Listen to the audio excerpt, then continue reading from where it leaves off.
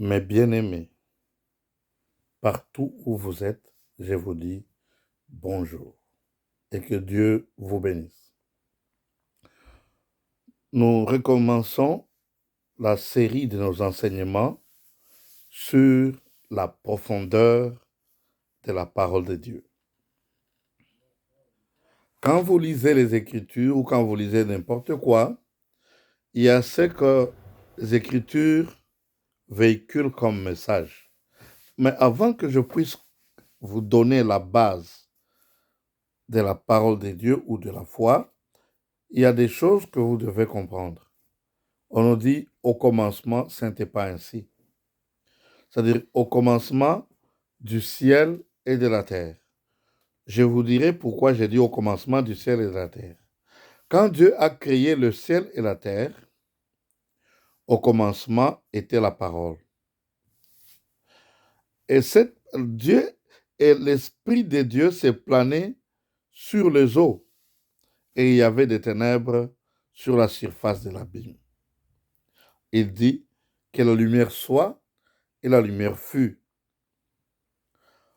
En lisant très bien les Écritures, nous comprenons que il y eut un matin, il y eut un soir, le premier jour. Il n'y avait pas de soleil. Il y eut un soir, il y eut un matin, deuxième jour. Il n'y avait pas de soleil. Le soleil a été créé le quatrième jour. Alors, celui qui a de l'intelligence peut se poser la question et comprendre ces choses. Maintenant, quand on dit le premier jour, c'est sur base de quoi? Parce que nous comptons les jours sur base du lever et du coucher du soleil. Nous comptons un jour, 2 jours, 3 jours. Pour le moment, nous sommes en 2023. C'est-à-dire, depuis l'avènement de la naissance du Christ, jusqu'à aujourd'hui, il y a 2023 années. Alors, c'est-à-dire que nous comptons les jours selon notre observation. Nous voyons le soleil se lever le matin, parcourir la terre, vers le soir, le soleil se couche. Nous disons un jour. Alors, c'est très important que vous puissiez comprendre que quand Dieu a créé la lumière, le soleil n'était pas là. Le soleil a été créé au quatrième jour. Déjà, nous voyons qu'il y a deux réalités qu'il faudrait que chacun de nous puisse comprendre. Et puis, il y avait de l'eau. Parce que Dieu a pris l'eau, il l'a séparée en deux. Entre les deux eaux, il y a un espace. Et Dieu a fait le ciel. L'espace là, entre les deux eaux, s'appelle le ciel. C'est-à-dire, il a créé le ciel et tout ce qui se trouve au ciel ce jour-là. Il continue, il fait et il prend l'eau qui était en dessous et il l'a mis ensemble.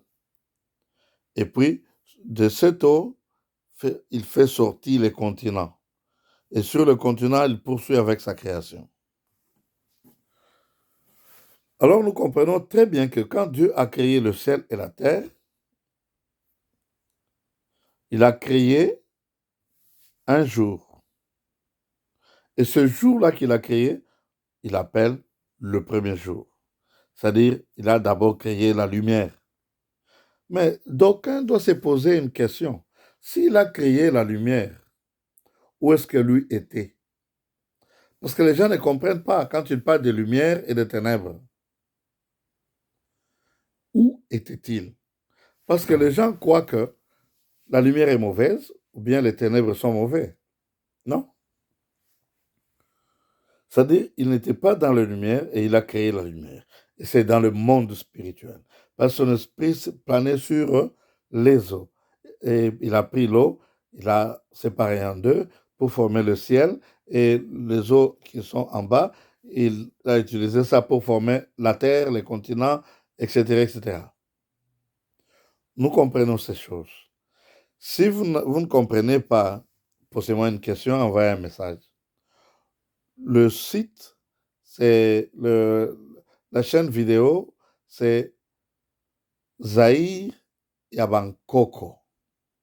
Vous comprendrez pourquoi j'ai dit Yabankoko. Je ne parle pas des ancêtres que vous connaissez, mais je parle des ancêtres que vous connaissez et vous ignorez que vous connaissez ça. C'est ici qu'on s'est dit la vérité. Maintenant, quand Dieu a créé l'homme, il a dit, faisons l'homme. Il a employé le mot faire. Faisons l'homme à notre image, selon notre ressemblance. Comprenez que lorsqu'il a fait le ciel, il a fait avec tous les êtres du ciel. Mais quand il voulait maintenant faire l'homme, il s'adressait à sa création. Puis il a fait l'homme. Quand il a créé l'homme, il l'a créé à son image, selon sa ressemblance. L'homme est à l'image de Dieu. L'homme s'est ressemblé à Dieu. Parce que Dieu pouvait dire que la lumière soit et la lumière fut. L'homme aussi peut dire que la lumière soit et la lumière sera.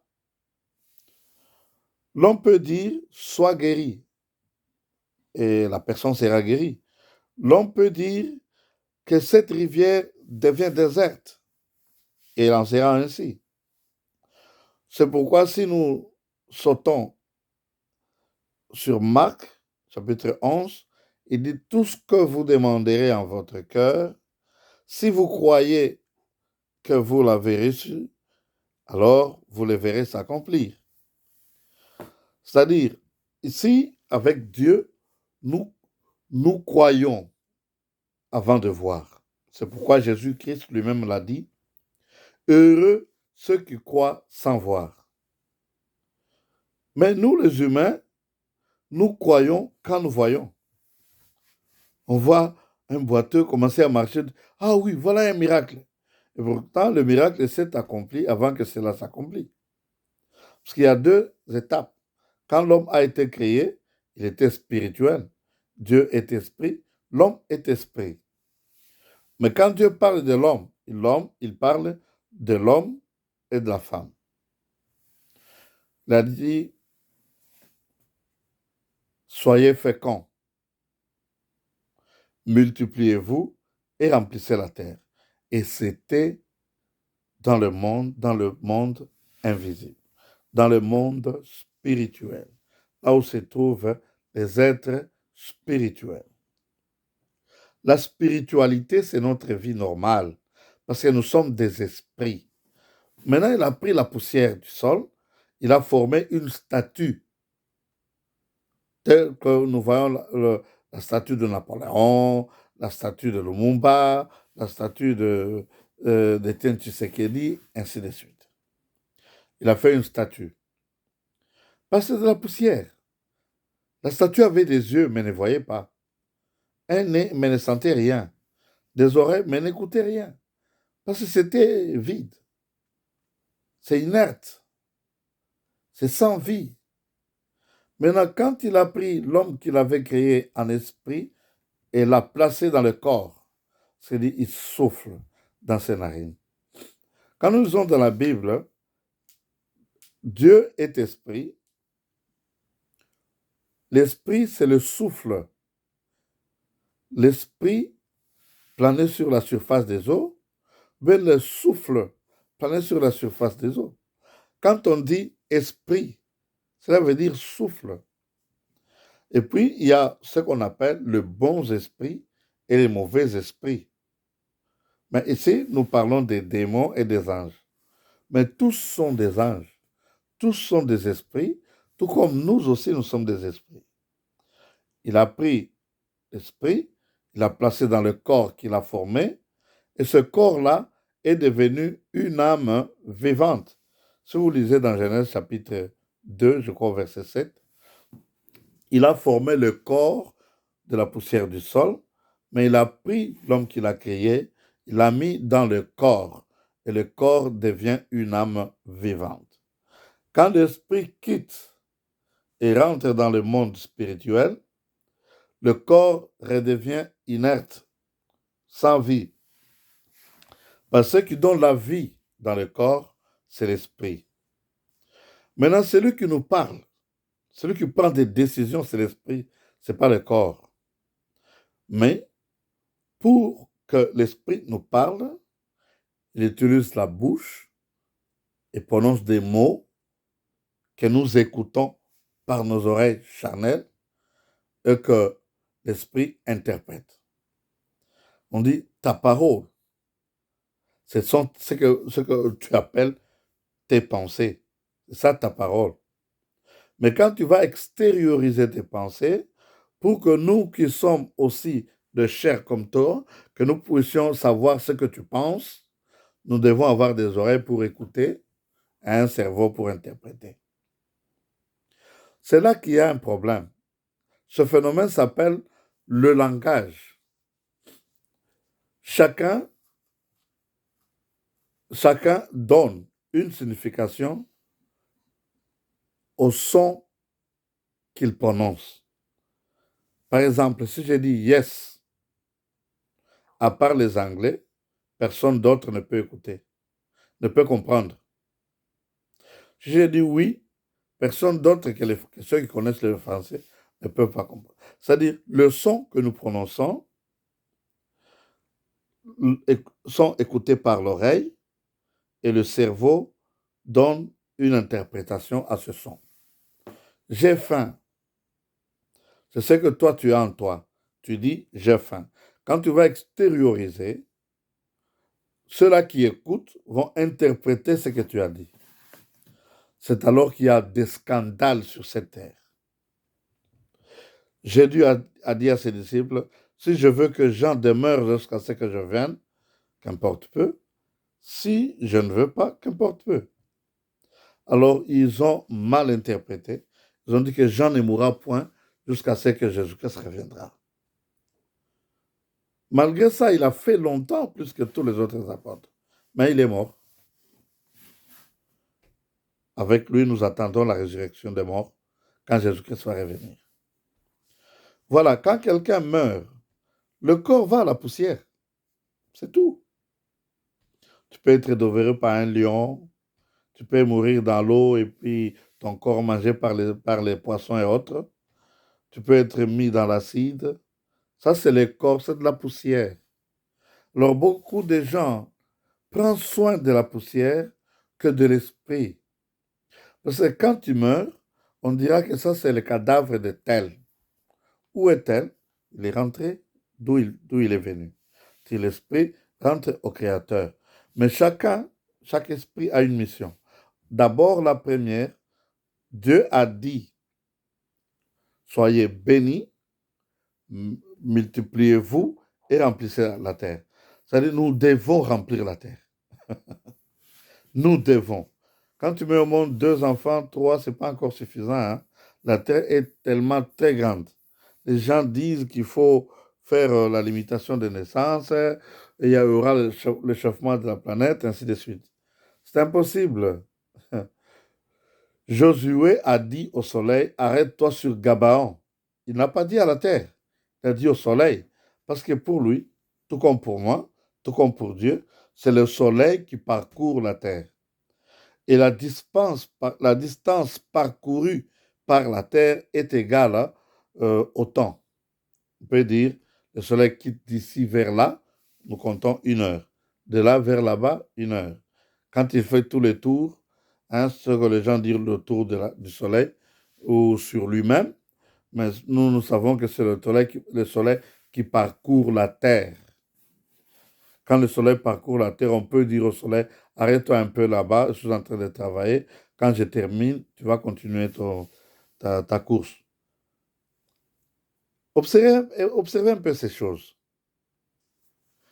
Il n'a pas dit à la terre, il a dit au soleil. Parce que pour lui, tout comme pour moi, c'est le soleil qui bouge. C'est ce que Dieu a dit. Il a mis des luminaires dans le ciel pour présider au jour et d'autres pour présider aux nuits. Alors c'est le soleil qui fait le matin, le midi et le soir. C'est le soleil. Et nous voyons l'ombre du matin, du midi, du soir. Maintenant, la terre. Celui qui avait dit cette imposture, que c'est la terre qui tourne au soleil, où est-ce qu'il s'était mis pour observer la terre en train de tourner autour d'elle-même et autour du soleil? Qui vous a dit que l'Europe est en haut, l'Afrique est en bas? Parce que dans l'espace, je ne sais pas quel espace, vous pouvez me faire comprendre si vous voulez. Dans quel espace?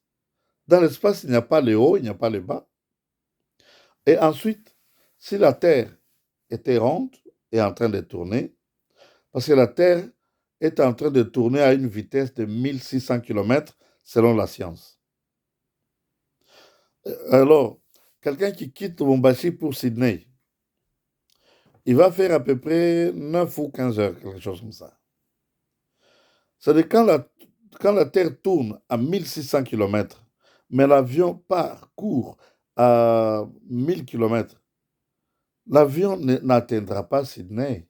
Parce que la Terre court plus vite que l'avion. C'est-à-dire on observerait des avions qui atterrissent sur des pistes en mouvement. Vous quittez le Lubumbashi, vous vous en allez, vous êtes en train de poursuivre la Terre et vous ne l'atteindrez jamais. Ou plutôt les avions, quand ils montent, ils stationnent, ils attendent que Sydney arrive, parce que ça tourne. Vous voyez quels sont des scandales que c'est impossible d'expliquer. Il n'y a que dans les choses de Dieu où vous pouvez expliquer comment la mer Rouge s'était fendue en deux, et ces kilomètres-là, les enfants d'Israël l'ont parcouru en un seul jour. Vous voyez un peu ça. C'est seulement en esprit. Quand quelqu'un vit en esprit, il est tout proche de Dieu, il est tout proche de Dieu, il se ressemble à Dieu. Comme Dieu est esprit, il vit en esprit tout en étant sur la terre. Philippe a parlé à l'Éthiopien. Quand il l'a baptisé, il disparut. Pourquoi? Il était en esprit, son travail est terminé, il est allé là où il voulait. C'est pourquoi nous qui croyons être semblables à Dieu, être à la ressemblance de Dieu, n'avons pas besoin de nous paniquer. Si je veux voyager, aller en avion au Japon pour aller prêcher l'évangile, si j'y vais pour la gloire de Dieu, pas certain d'y voir, je vais seulement prier. Comment est-ce que je serai là-bas? Dieu seul sait. Pierre et Jean étaient en prison. Et la porte de la prison, c'était une porte de fer. Et eux-mêmes, ils étaient liés par des fers et des chaînes. Quand l'ange est apparu, ils ont vu un homme. Alors, l'homme leur a dit, levez-vous. Ils n'ont pas dit comme nous, les insensés de ce temps moderne, ou bien de cette époque contemporaine, pourront dire, mais détachez d'abord les chaînes. Comment est-ce que je vais me lever? Eux, ils ont obéi. Ils ont dit ce que cet homme a dit est vrai. Levez-vous. Ils se sont levés, ils ont vu les chaînes sont tombées et les fers. Suivez-moi. Ils commençaient à le suivre. Il n'a pas dit ce que vous pouvez me suivre, non. Il a donné un commandement. Parce que l'homme est semblable à Dieu. Suivez-moi. Ils commencent à le suivre. Ils ont traversé la porte de fer. Quand ils sont arrivés à la barrière s'est ouverte elle-même. Alors Simon-Pierre s'est dit en lui-même, vraiment, je suis en train de voir un songe. Quand ils sont arrivés au coin des rues, l'ange l'a toisé du doigt là où les chrétiens étaient rassemblés en train de prier. C'est alors qu'il a compris que c'était la réalité. C'est-à-dire, nous vivons dans la réalité étant dans la chair. C'est-à-dire, nous vivons en esprit étant dans la chair. Si Dieu vous ouvre les yeux, vous allez voir des démons, des esprits méchants, et vous allez voir aussi des anges. Parce que Satan a été précipité sur la terre est sombrée dans le noir. Il n'y a que ceux-là qui vivent en esprit qui peuvent voir. Maintenant, quand Dieu a formé l'homme, il a mis l'homme dans le corps. Et le corps, lui, a un commencement et doit rentrer d'où il a été tiré. L'esprit a été engendré par Dieu. C'est par la parole de Dieu que nous sommes engendrés. Et c'est par son action que notre corps est devenu une âme vivante. Nous pouvons sentir, voir, écouter, etc. Il faudrait que vous puissiez comprendre ces choses. Et ce qui pousse l'homme à commettre le péché, c'est son corps. Je donne un exemple. Si tous les humains du monde entier avaient un seul œil sur le front, c'est-à-dire celui qui aura deux yeux, c'est le monde qui va se moquer de lui parce qu'il n'est pas normal. Il n'est pas comme les autres. C'est pourquoi, quand vous voyez un homme avec des cornes, on s'étonne. Et on a même peur. Parce que c'est étrange. L'homme n'est pas comme ça. C'est-à-dire, nous acceptons ce que nous voyons tous les jours. Et quand quelqu'un est né, c'est-à-dire il est engendré par son père, c'est-à-dire par ce corps, il est fils de son père et de sa mère. Quand il grandit, c'est-à-dire ses parents, son entourage, ce qu'il voit et écoute, est en train de télécharger des programmes dans son esprit. C'est-à-dire, si vous êtes né en France, vous allez commencer à parler en français. Si vous êtes né au Congo, vous allez parler en Swahili, ou parler en Lingala, ou en Chiluba, ou en Kikongo. C'est-à-dire, tout ce que vous écoutez, tout ce que vous voyez, vous devenez cela. C'est pourquoi nous disons toujours, nous sommes ce que nous avons entendu et appris. Nous vivons avec des hommes méchants, nous devenons méchants. Parce que ce que nous voyons, le corps dicte à l'esprit de faire ce qu'il voit, les souvenirs. C'est ainsi que le corps obéit à Dieu, mais la chair entraîne l'esprit à commettre des choses qui sont mauvaises. On t'insulte, tu es un chien. Mais en réalité, tu n'es pas un chien. Celui qui est mauvais, c'est lui qui t'insulte. Il est insensé. Il voit un homme, il dit un chien. Il n'est pas normal dans sa tête. Mais pourquoi ça tu te fâches? On dit bourrique, un vaurien. Mais pourtant, tu as acheté une maison, tu nourris ta famille. Comment est-ce qu'on peut dire que tu es vaurien? Maintenant, qu'est-ce qui te fait fâcher? C'est la chair. Il dit, ouais, on t'insulte. Regarde une grosse tête. Maintenant, si le monde entier avait une grosse tête, ceux-là qui auraient des petites têtes auront honte. Et pourtant, le corps a été fabriqué de la poussière du sol. D'autres personnes changent la couleur de leur peau, changent les cheveux, ils font n'importe quoi et ils s'amènent dans l'enfer. Pourquoi? Parce que si vous acceptez les caprices de la chair, votre esprit va commettre des péchés, va aller de péché en péché. Tu as faim, en principe c'est le corps qui a faim, mais le corps te dit d'aller voler. Quand tu voles, on t'attrape, on te tue, on te frappe. Tu es dans le malheur parce que tu as obéi au commandement de la chair. C'est pourquoi nous disons il faut obéir au commandement de l'esprit parce que ce que les autres appellent la conscience te reproche que tu as mal fait et tu ne vas plus répéter. Mais tu peux souiller ta conscience, tu fais semblant, tu fais le mal, tu es sadique. Alors il faut savoir que nous sommes spirituels, nous devons obéir aux choses spirituelles.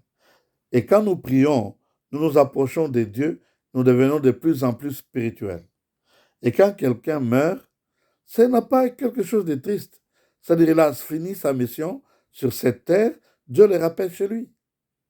C'est pourquoi ne vous amassez pas de trésors sur la terre, jusqu'à tel point que vous tuez les gens, vous détournez l'argent d'autrui, vous volez, ainsi de suite, pour devenir riche. Mais tout ce pour lequel tu as travaillé va rester. J'ai vu des riches, des bons et des mauvais. Ils ont laissé leurs limousines, leurs voitures de luxe, leurs avions, leurs buildings, et ils ont été enterrés avec des habits. Et quelques mois plus tard, il reste seulement des ossements. Donc, 3, 4, 5 jours, il commence à pourrir. Mais bien aimés, ouvrez l'œil et comprenez que nous sommes des esprits au service de Dieu. Nous ne sommes pas venus sur la terre au hasard.